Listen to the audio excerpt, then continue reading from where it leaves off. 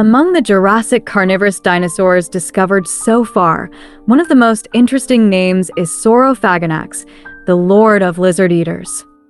This genus of dinosaur was once thought to be very closely related to Allosaurus, but was larger in size, making it a top predator of the Jurassic period. It has also appeared in several documentaries and games, and perhaps some of you have grown fond of this dinosaur. However, there is some bad news for fans of Saurophaganax.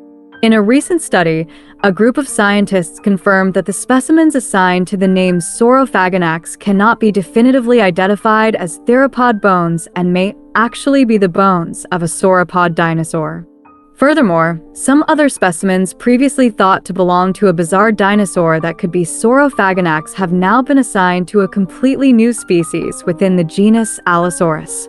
Therefore, the name Saurophaganax is no longer considered a valid taxon, similar to what happened with Titanosaurus, Agathalmas, or Antrodemus. Today, let's take some time to review the history of this name and the details of its rejection by scientists. Are you ready? Let's get started.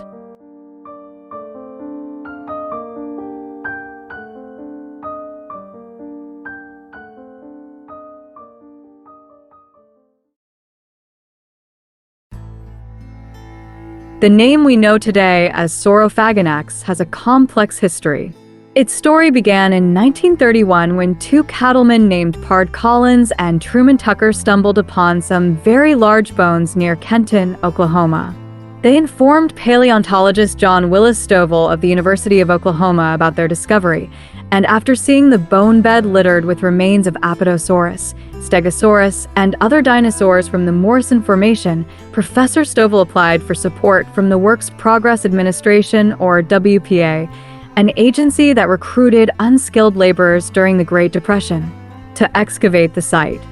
Excavations began in May 1935 and continued through 1938. However, things did not go smoothly.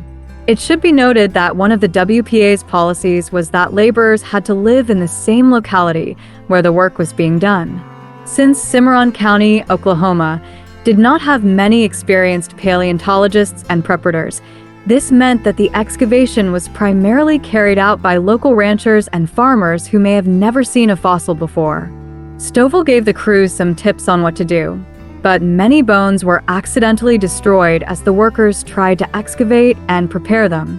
Worse, no one kept adequate field data, and the uncertainty of the laborers about what was a bone and what was just a concretion led to an extremely high number of specimens being excavated from the site. While the WPA succeeded in providing many people with jobs, their carelessness left a mess that caused many problems for paleontologists later on. Nevertheless, some specimens were still researchable, and Stovall recognized that they might belong to a large carnivorous dinosaur, much larger than Allosaurus, which was then known as Antrodemus.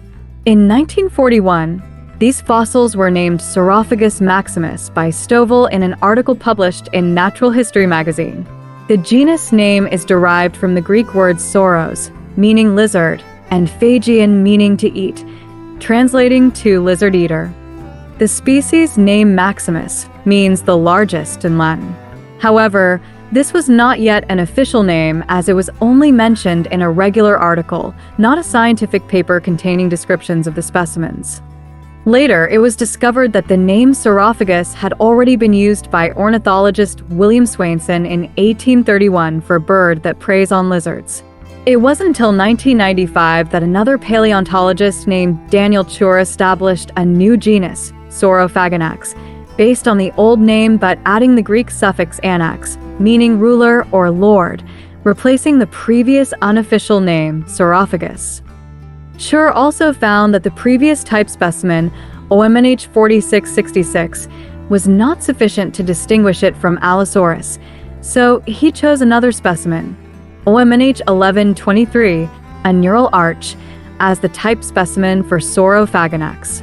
Chur also transferred other specimens previously assigned the informal name Saurophagus maximus to this new genus, including disarticulated bones of at least 4 individuals.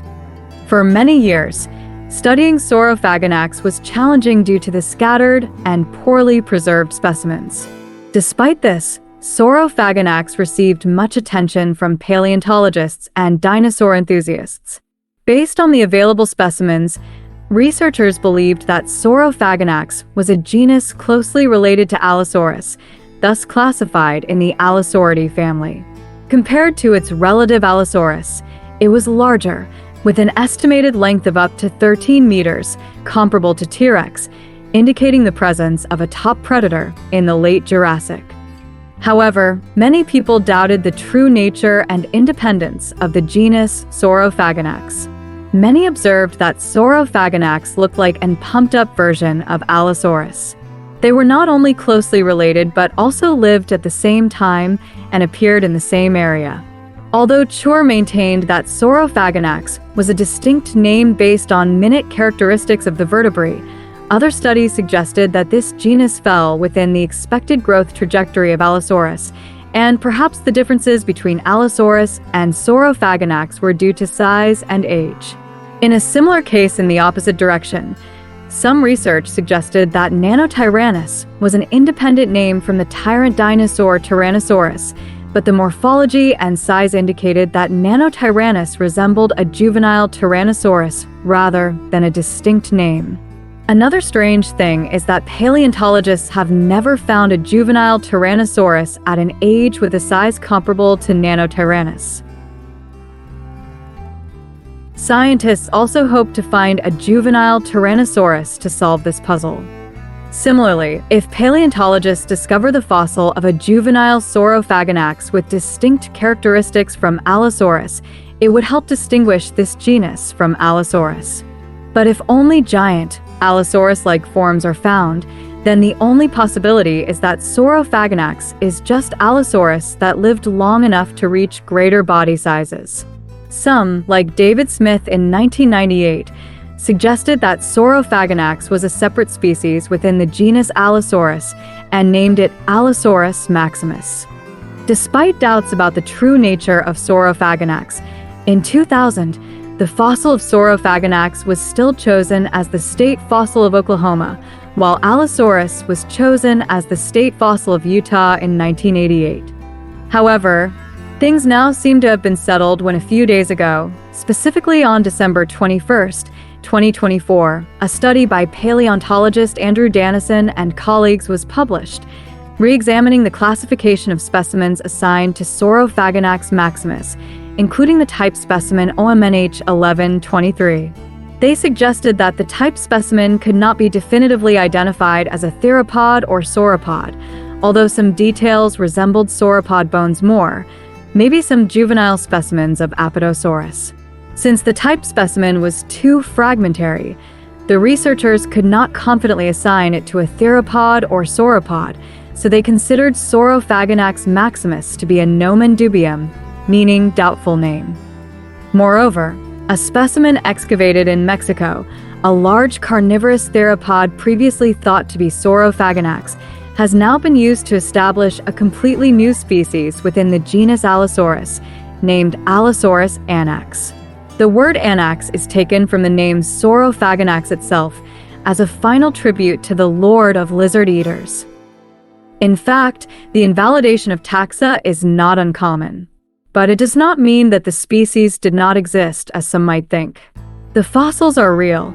It's just that during classification, we did not recognize the overlap and gave them different names or names that did not reflect their true nature.